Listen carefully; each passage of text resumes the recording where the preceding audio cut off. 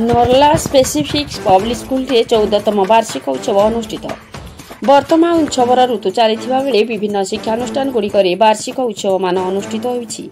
ठीक से ही कलाहांडी जिला नर्ला सहर स्पेसिफिक पब्लिक स्कूल रे मध्य सोमवार दिन संध्यारे 14तम वार्षिक उत्सव पालन कर उत्सव में मुख्य अतिथि भाव में नर्ला भारप्राप्त तहसीलदार जोगेश्वर साहू जोग देथिबा बेले स्वतंत्र अतिथि भाव डॉक्टर सुनील कुमार कर जोग देथिले। मुख्य वक्ता भाव में वरिष्ठ सांबादिक मनोज कुमार षडंगी जोगदे उत्सव कोटरी वक्तव्य प्रदान करथिले। वार्षिक उत्सव पाई छात्र छात्री मध्य विभिन्न प्रतियोगितार आयोजन करा एवं कृति प्रतियोगी मानकु अतिथि द्वारा पुरस्कृत करा।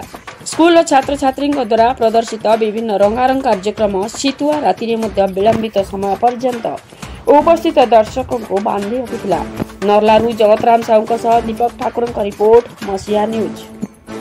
आपण मसीहा न्यूज यूट्यूब चैनल को सब्सक्राइब कलेनी कि जदि करिनाहंती एबे करिनियंतु।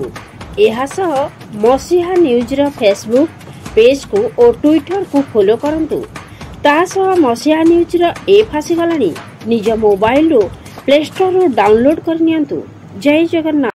सर्वप्रथम स्कूल रो एंडिंग को धन्यवाद सब से स्कूल छात्र मान को एमती भलसे पाठ पढ़ा हम खेलनीय सामग्री गुड़ा से आनिकी मैंने केमती स्कूल छुआ गुड़ाक सक्रिय हे से सब बेले ध्यान देते ठीक अच्छे स्कूल पाठ पढ़ा भी ठीक चली समस्त सहयोग हेल्ले आगे जीव छुआ मैंने भी बर्तमान एक्टिव अच्छा खेलकूद ठीक अच्छा पढ़ापढ़ा ठीक चली बाहर सहयोग हुए मरा फरा सब ये आगे को मैंने नर्ला अंचल स्कूल को आगे डेभलप कर